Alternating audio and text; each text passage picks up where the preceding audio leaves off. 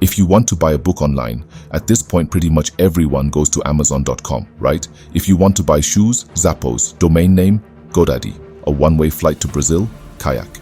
But where do you go if you want to anonymously buy illegal drugs like heroin, cocaine, meth, molly, LSD, etc., all from the privacy and comfort of a web browser?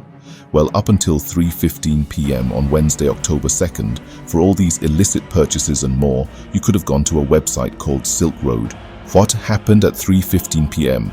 After months of painstaking investigation, the FBI swooped in and arrested the long sought-after mastermind of this highly illegal anonymous drug marketplace.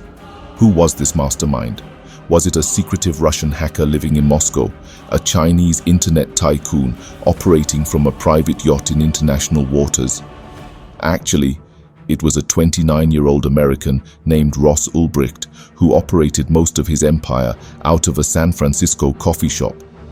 When he was arrested, he was actually using the free Wi-Fi at a public library. This story is long but completely insane, totally worth reading all the way through.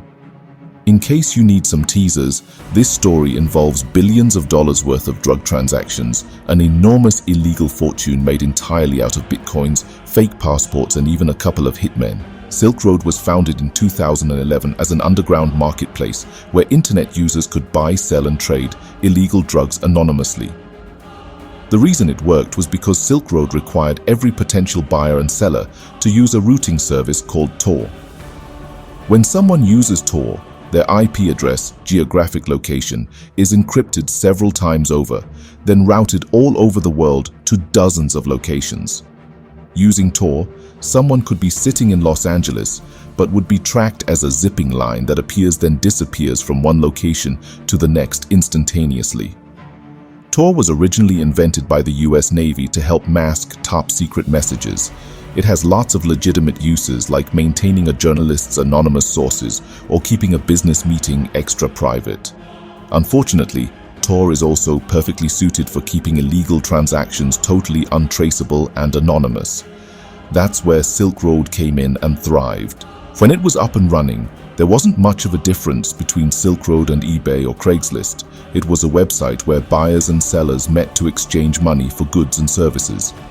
The main difference, aside from the fact that most of the products being listed were illegal, was that on Silkroad you couldn't simply charge a credit card or use your PayPal account to complete the transaction. Instead, users traded bitcoins. What's a bitcoin? That question alone probably deserves its own dedicated article on CNW, but for now, all you need to understand is that Bitcoin is a completely anonymous virtual currency. The most recent value of a single Bitcoin was right around $130. So that means if you wanted to buy 250 worth of cocaine on Silkroad, at today's price you would need to own at least 2 Bitcoins. Actually, Silkroad preferred the US Postal Service over FedEx. So you've just spent 2 Bitcoins to buy $250 worth of cocaine. How were these drugs delivered? Simple. The seller would vacuum seal the package, then ship it through the USPS, likely with a false return address. Ironically, the federal government was a drug dealer and they didn't even know it for a while. Silkroad would make money by taking a 10% commission on every transaction.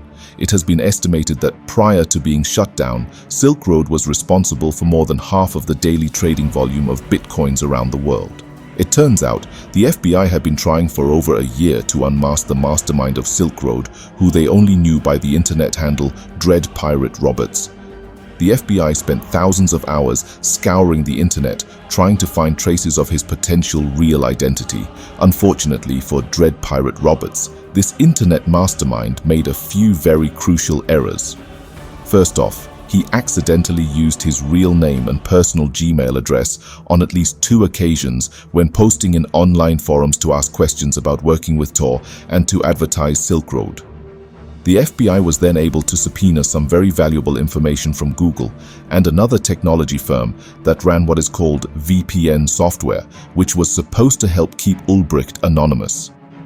Through these subpoenas, the FBI was able to piece together that the vast majority of Silkroad's operations were being run out of a coffee shop on a quiet San Francisco street.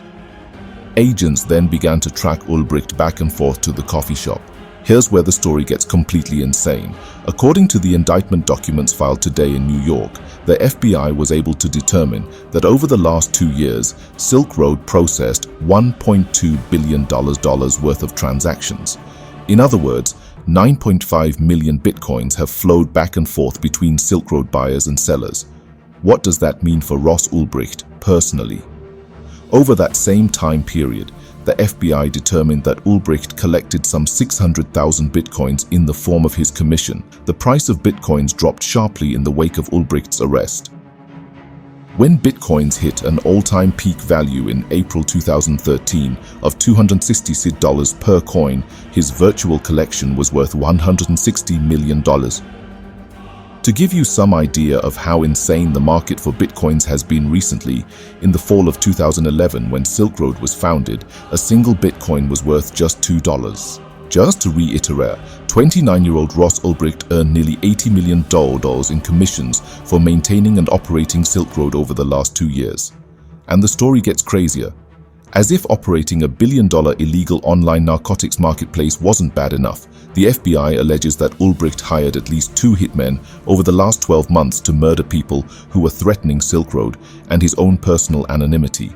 He didn't know it at the time, but Ulbricht was already being closely watched by the FBI when he used $150,000 worth of bitcoins to order a murder from a hitman he met online. The target was a former Silk Road employee called Friendly Chemist, who was threatening to release the identities of 5,000 Silk Road users, in addition to outing Ulbricht as the mastermind of the whole operation, unless he received a one-time payment of $500,000. Just listen to the morbid online exchanges between Ulbricht and one of the hitmen. This all went down just 7 months ago in March 2013. In my eyes, Friendly Chemist is a liability, and I wouldn't mind if he was executed. I have the following info, and am waiting on getting his address. He lives in White Rock, British Columbia, his wife and 3 kids.